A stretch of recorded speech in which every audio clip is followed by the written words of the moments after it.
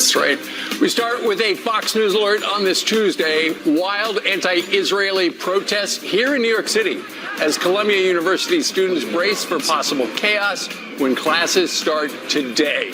Jewish Americans want to know, where are the president and vice president? Isn't Kamala is the one who said she sympathizes with the human emotion of these protesters? What are you sympathizing with, terrorism? Joe Biden, I mean, where is he? Plus, a battle over free speech. A ban on Elon Musk's X upheld in Brazil, and some Democrats are even celebrating the decision. Yeah, really. Fox and Friends starts right now. Your mornings are better with Friends.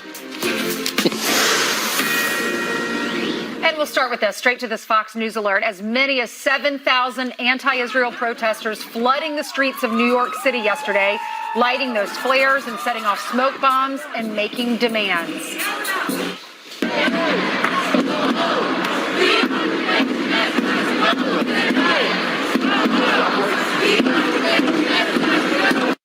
It's unbelievable, they're breaking the law. Some of the protesters hopping barricades and scaling fences as they march toward the heart of New York City. In downtown Manhattan, protesters unveiled a massive Palestinian flag and a Free Palestine banner as well. And this is because they murdered hostages, some even proudly waving the Hamas flag. They should have been arrested on the spot. Police say 4 were. So let's talk about that. It's unbelievable. You got the assassination of hostages in Rafah, a place that President Biden said, don't go in there. Well, it happens to be the headquarters of Hamas. And when they got close within the last 48 hours, they killed them. So that's why you rally against Israel?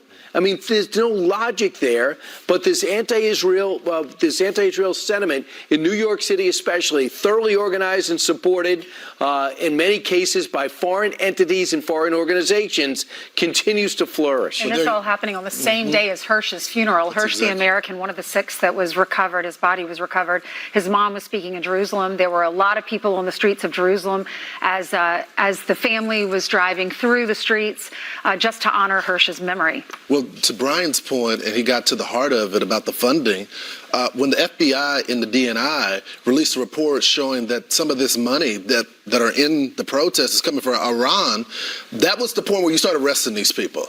They're in the middle of the street. They're calling for jihad openly in New York City. I wonder why they picked this area. It's like Islamic terrorism targeted. So, I mean, if there's a group of people and some of the people within the crowd are calling for jihad, you would say, maybe guys, get out of our movement. But none of the people that are in this crowd are saying, get out of here. If you're because they support them. Because the Hamas is in charge of the Palestinian territories, and Hamas was elected back in the 90s, and no one's really challenged them since. So, well, every time that you defend the Palestinians, you're defending Hamas. Well, and so let's just examine what has happened. Let's go back a couple of days.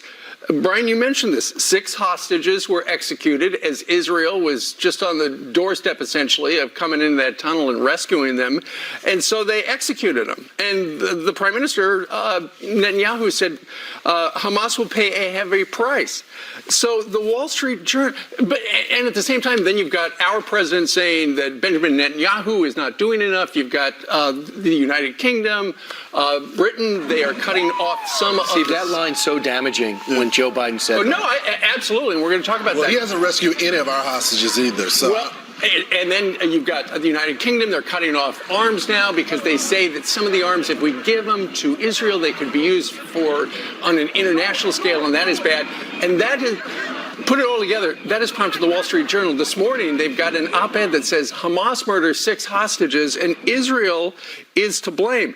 It goes on to say the reaction from the White House, the reaction from the White House, the British government, and the Western press, and some parts of Israel is to blame the Israeli government. On Monday, a one-word answer to a press scrum, Mr. Biden accused the Prime Minister of not doing enough to secure a hostage deal. Do you know how many IDF soldiers have been killed going in trying to rescue these hostages? They're trying to find these individuals who were taken and just snatched from this music festival.